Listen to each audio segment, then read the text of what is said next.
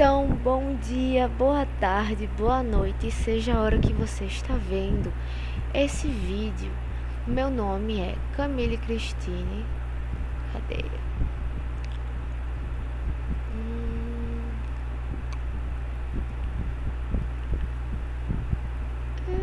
É isso mesmo.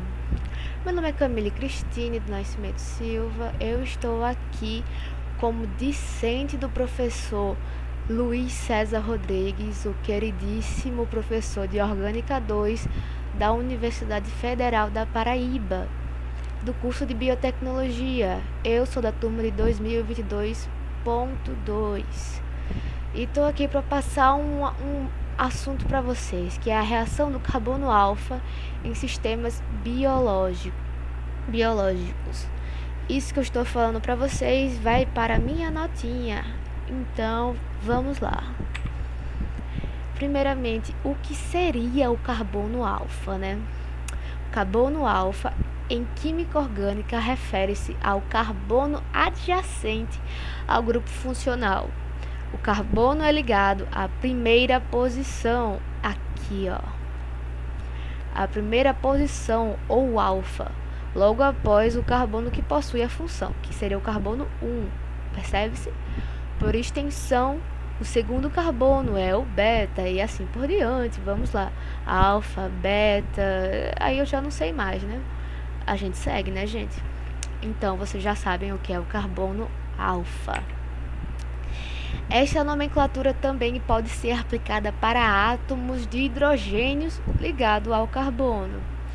O hidrogênio ligado ao carbono alfa é chamado de hidrogênio alfa.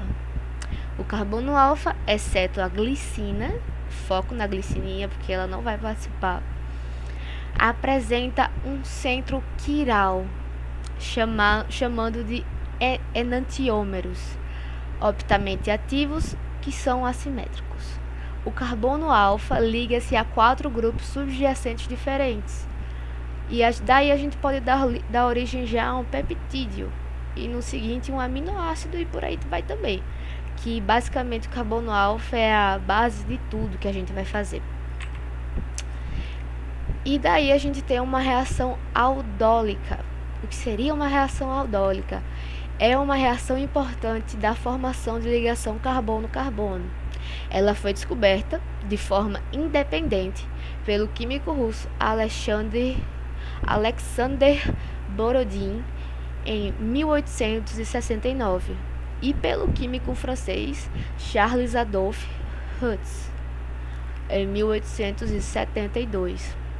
A reação, ela consiste no ataque nucleofílico envolvendo 2 compostos contidos na carbonila, um enolato de um aldeído ou uma cetona sobre a carbonila de uma outra molécula de aldeído ou cetona, para formar um novo composto, que seria o B-hidroxialdeído, um composto B-hidroxicarbonilo, ou, como estes compostos são conhecidos, adol, que seria a junção do aldeído mais o álcool, ou também uma B-hidroxicetona. Os experimentos originais usavam aldeído, então eles eram muito populares na época de sua descoberta. Vamos lá, vamos dar um exemplo. A reação aldólica tem sido usada na produção em larga escala da commodity química pentaeritritol.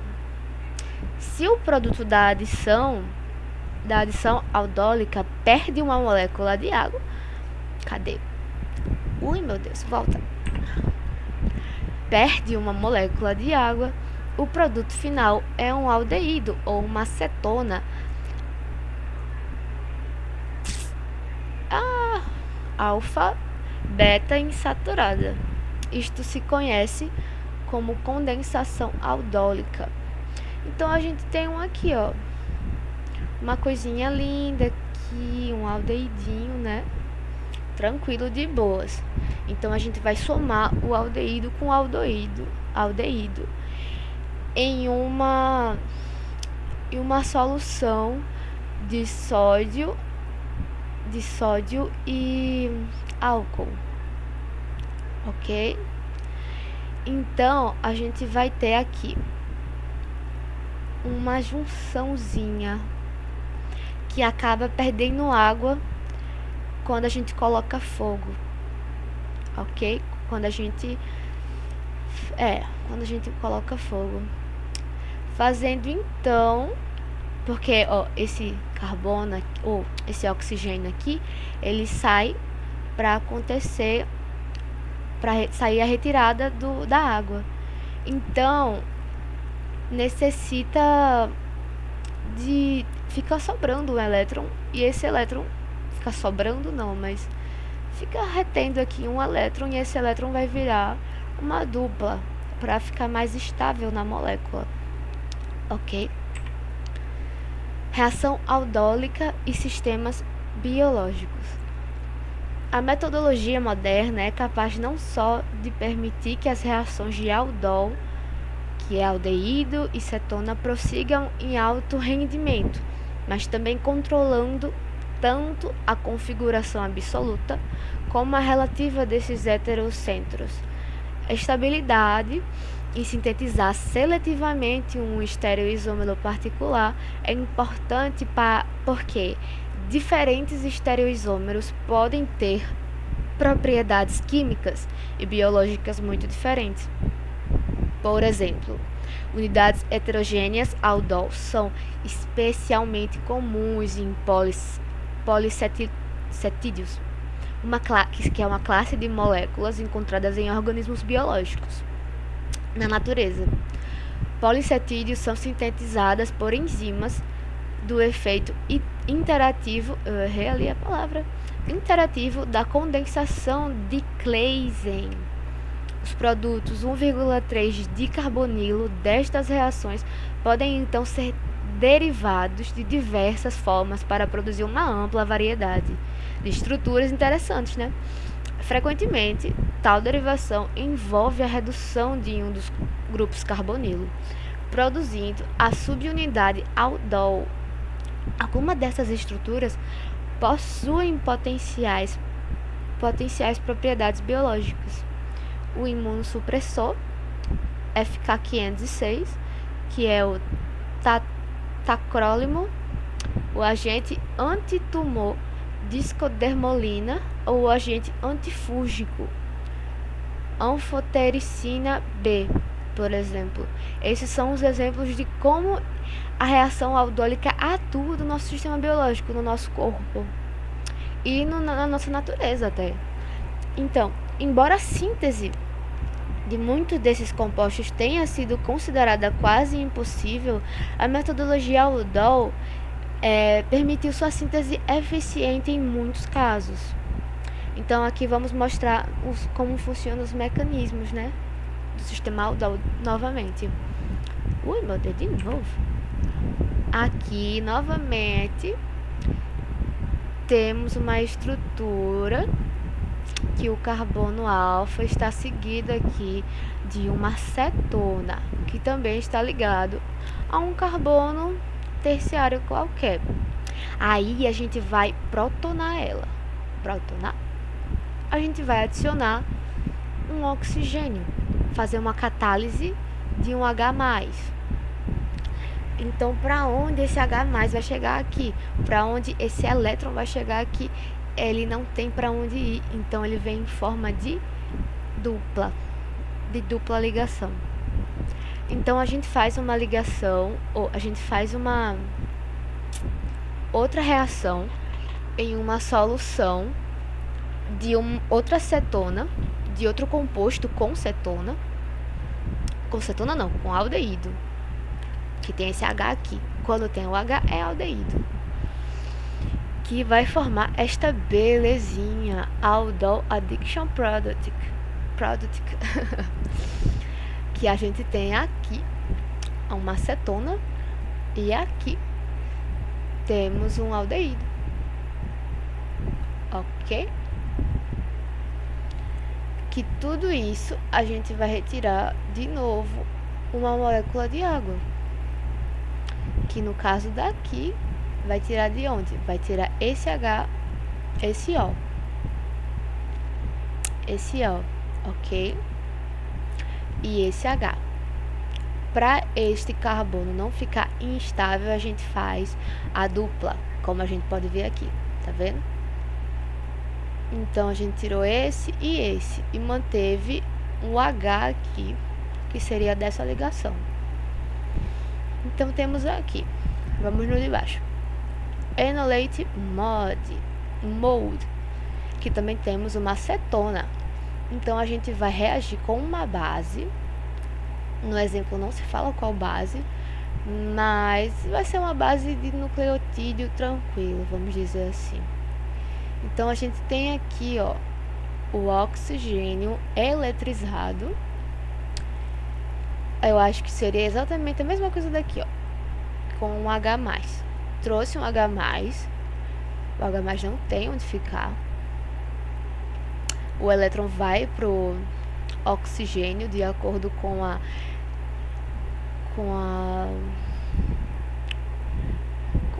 função do carbono, né? Porque o carbono não aguenta mais elétron e o oxigênio é mais eletrizante. Então ele fica negativo. E a gente faz a fórmula em uma base de um aldeído, tá vendo? Então fica esta outra belezinha. Eu acho que esse M seria tipo um R, seria só mais alguma coisa da base, porque não fala, é difícil. Então fica novamente uma acetona e aqui o oxigênio, observação, ele fica eletrizadíssimo. Com esse M aqui ele está mais ou menos estável, mas ele continua sendo o grupo de saída bom, retirado pela água, ok? Então a gente retira aqui e fica novamente esta duplinha aqui. E fica esse aldol condensation product. Eita, que resolução linda! Então a gente tem aqui uma trans, né? Uma molécula trans, carbono, um oxigênio com um Li, que seria lítio, né? No caso, um fósforo. E é isso. A gente pega essa molécula, adiciona com um aldeído, aqui ó, eletrofílico, nucleofílico, eletrofílico. No caso, os aldeídos, eles são altamente fortes, muito fortes em uma reação. Então, você já tem uma ideia, né? Então, essa aqui é uma base forte, tá? É uma base hiper forte. Então, a gente tem a junção dessas bonitas aqui e temos essa belezinha aqui. A gente retirou a dupla, né, desses carbonos aqui e mandou para o oxigênio, porque ele é capaz de estabilizar, ok? Porque esse carbono aqui, meu pai do céu, coitado. Mas é isso. Carbono sendo formado. Ok. Aqui a gente tem outra molécula trans, observe. Todas as pontas são diferentes. Então é uma trans. Uma molécula trans. De conformidade trans, ok. E aqui juntamos com aldeído novamente. Temos esta coisa linda. E aqui já está mostrando, ó. Vai ser retirado esses dois para formar uma molécula de água. Como eu já tinha falado para você antes, esse carbono aqui ele não consegue sustentar a dupla e leva até o oxigênio, que ele é capaz, ele tem mais orbitais para sustentar, para estabilizar. Então temos essa coisa bonita aqui, que esse carbono não vai ter oxigênio suficiente. Por isso, não vai ter oxigênio suficiente. Ele vai ter um oxigênio aqui que não está mostrado, só que ele vai ficar instável. Por isso fez uma dupla. Ok? Então, vamos para outro assunto. Aqui eu te falo o quê? Eu vou precisar te falar outros assuntos depois disso e você vai seguindo com a vontade de Deus, né? Porque eu faço assim, eu faço vários assuntos em um vídeo só. Então vai dar meia hora de vídeo e é isso aí, se Deus quiser. Pronto, a gente vai falar de reações de redução. O que molesta é reações de redução. Existe muito na química e é quando algumas substâncias orgânicas têm ganhos de elétrons ou de H ou perdas de oxigênio.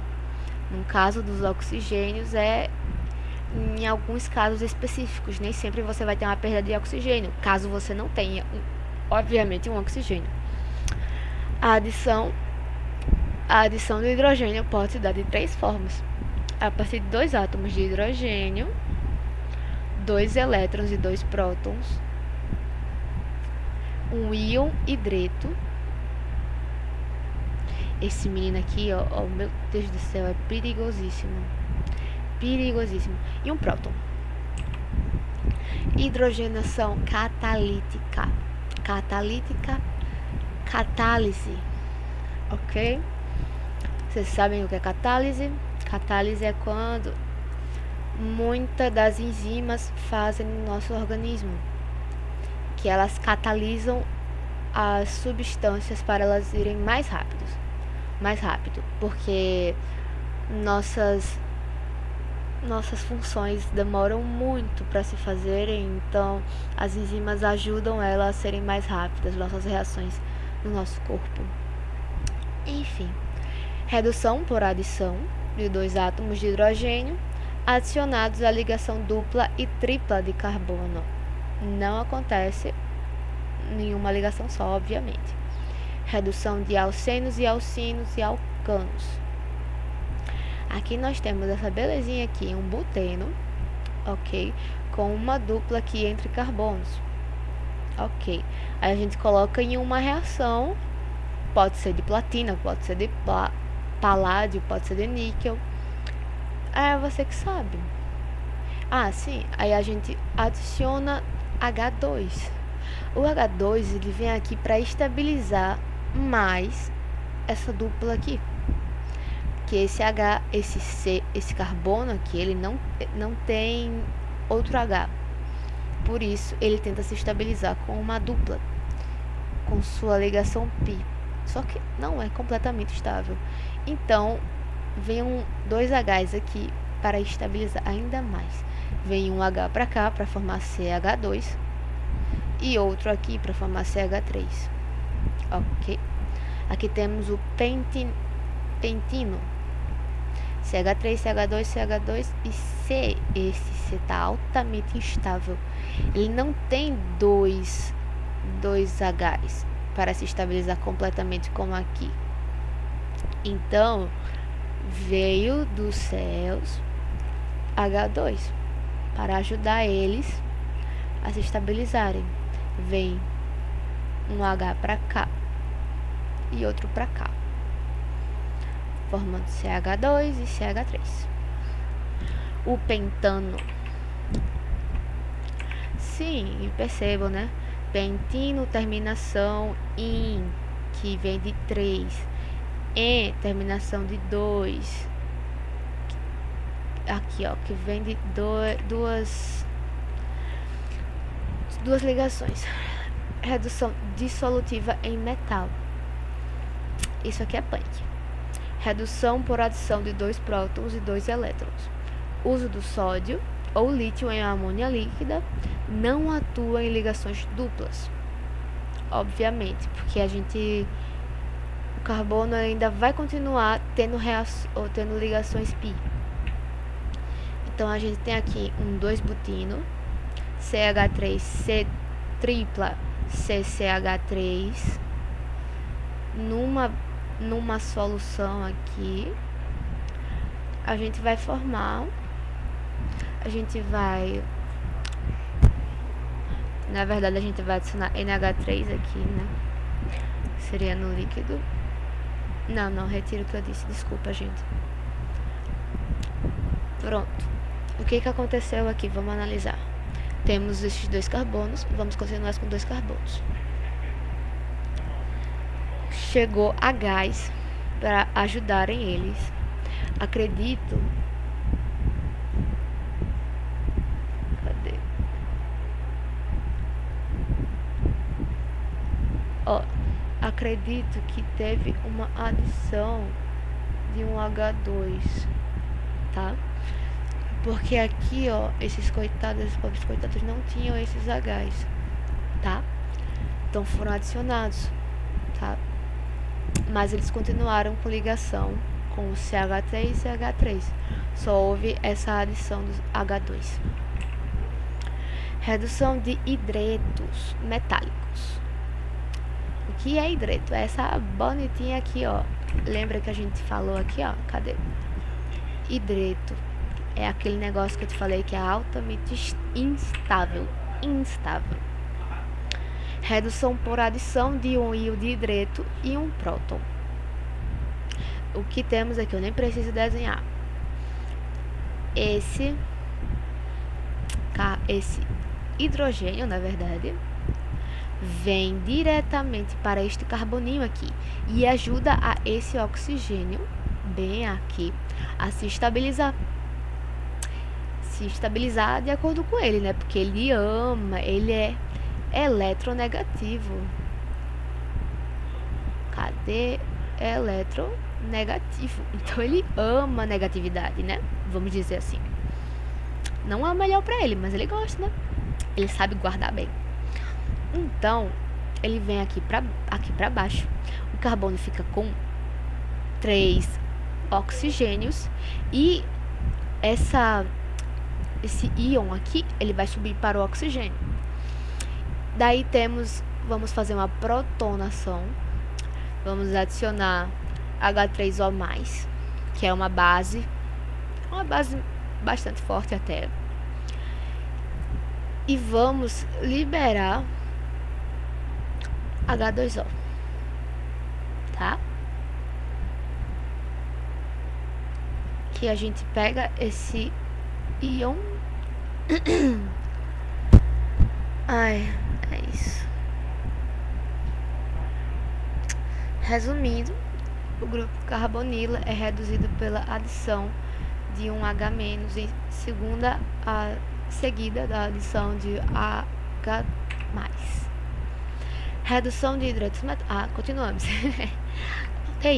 Aldeídos, aletos de acila e cetonas podem sofrer redução através desse mecanismo. Alcenos não podem sofrer redução por esses mecanismos. Os alcênios e os alcínios vão sofrer aqueles mecanismos que eu te falei antes, tá? Então, aqui temos o aldeídozinho, né? Bem pimposo, aqui, ó. Aldeído. Pronto. Aqui temos um alceno não. Alcano normal, né? Eita. Então, aqui a gente vai ser adicionado esse íon aqui, ó. Vai ser igual, vai ser um H+. Opa. Eu não sei como apagar isso aqui. H-. Vai ser um H-, tá? Que esse íon vai subir pro oxigênio de novo e retirar esse H. Ele vai atingir bem aqui no meio. Ele vai atingir bem aqui no meio, fazendo CH2, como eu te falei. E vai levar essa carga para o oxigênio por ressonância. Adicionando um próton, protonando eles, a gente vai ter isso aqui, tá? Vai ser um alcano com um álcool, ok?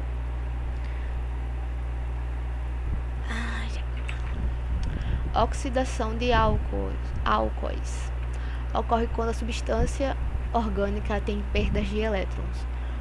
Álcools secundários são oxidados em cetonas. Aqui a gente tem um álcool secundário, um ciclo pentano bem aqui. Ai, meu pai. ciclo pentano aqui, cadê? O ciclo pentano aqui. Ciclo pentano? Onde é que eu tava, meu pai? Aqui. Temos o ciclo pentano aqui, o oxigênio. Ok, é um álcool secundário padrão, álcool normal. A gente coloca nesse fluido aqui, nessa substância, e vamos ter uma cetona, porque ele vai acontecer uma redução. Aqui ele vai sofrer redução. Oh, meu pai, não. Vai sofrer uma oxidação.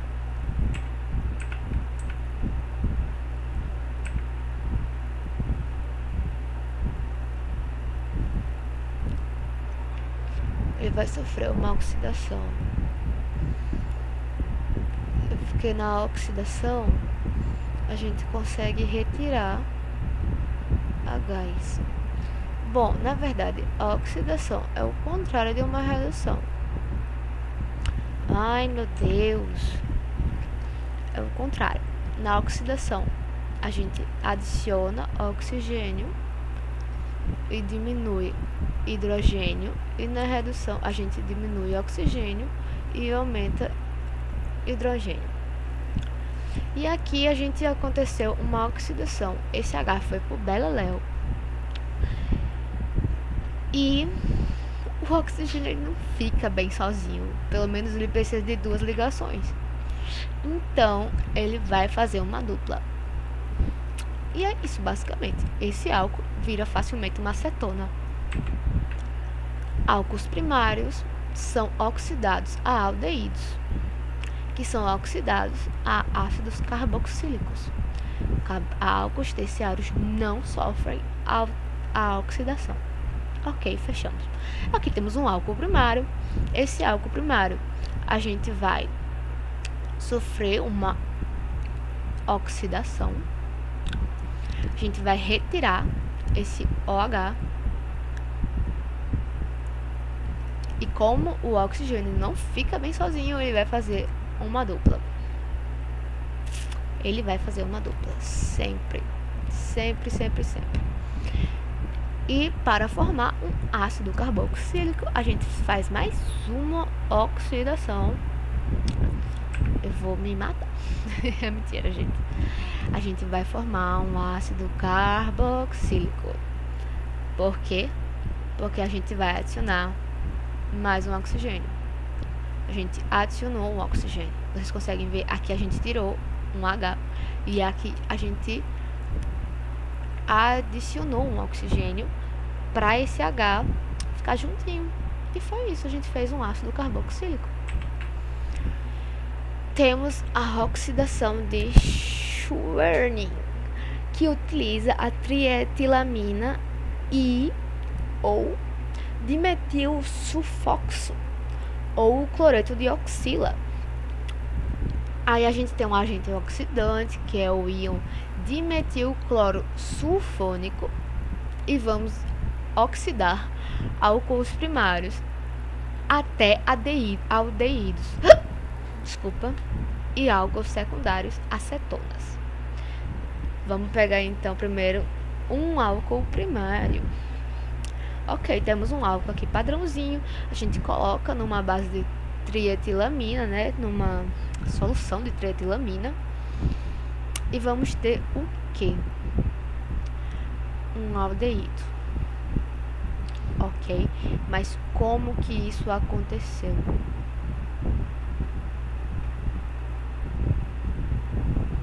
Isso aconteceu.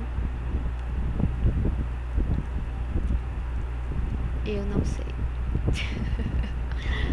Vou falar pra vocês. Olha, aparentemente um H foi-se embora. Um H foi-se embora. E o C só ficou ligado ao oxigênio. Como o oxigênio também não gosta de ficar sozinho, ele fez uma dupla. E esse oxigênio também foi embora.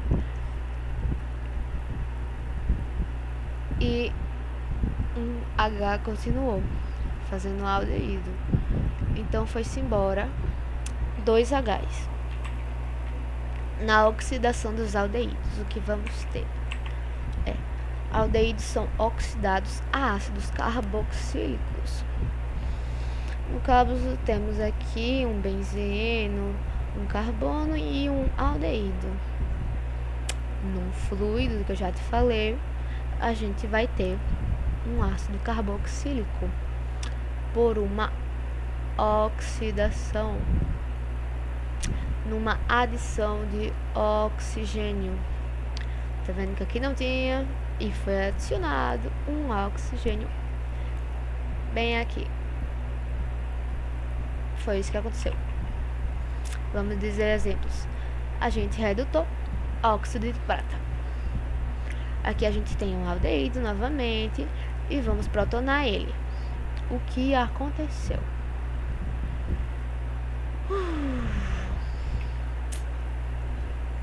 Ele foi oxidado. Dá pra ver vocês que ele tem um oxigênio que aqui não tinha. Então, ó, foi isso. E nós temos a prata metálica aqui como resultado também, um ácido carboxílico e uma prata metálica. As oxidações de cetonas. Cetonas são oxidadas a ésteres. Vocês lembram o que é ésteres? Vamos lembrar. A oxidação de Baeyer-Villiger. Aqui a gente tem um ésterzinho. Um éster não. Aqui a gente tem uma cetona. Observe. Uma cetona que, meu pai amado, a gente vai adicionar com essa solução aqui. Aqui pra falar a vocês. Aqui ó. Consigo enxergar. Aqui tem uma ligação. Isso aqui é um éster. Daí a gente vai ter outro éster de ligação e de saída a gente vai ter um ácido carboxílico. Aptidão migratória na reação de Baeyer-Villiger, que vamos ter metila vai para primário, vai para fenila, que é o secundário, que do secundário vai para o terciário. Oxidação de alcenos como perácidos. Primeiramente, o que molesta é perácidos. É um ácido que contém um grupo OOH ácido. São geralmente oxidantes fortes e alguns perácidos orgânicos são úteis comercialmente. Aqui ó. Aqui é um perácido. Perácido. Aqui temos um perácido. Tá vendo? Que se a gente fosse dividir muito bem, de uma forma bem doida, a gente teria uma acetona, um éter e tirando ele um ácido carboxílico. Meu Deus do céu, o que eu tô falando? Enfim, aqui temos uma reação com perácidos. Pode se tratar alcenos com perácidos orgânicos, resultando em um processo de epoxidação, isto é, uma formação de epóxido. Aqui é um ataque nucleófilo ao centro, que daqui ele vai atingir os 2 carbonos. Aqui, né, uma base e tal, que vamos ter um oxigênio protonado e precisamos de uma desprotonização. Rearranjo interno da ruptura de ligação.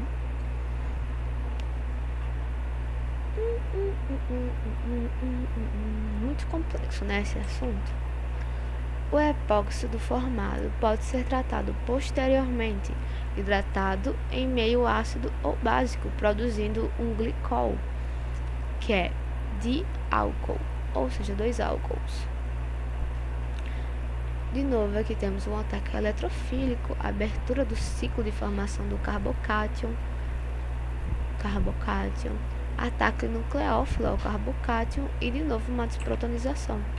E assim nós acabamos nossa aula, pessoal. Muito obrigada pela atenção e é isso.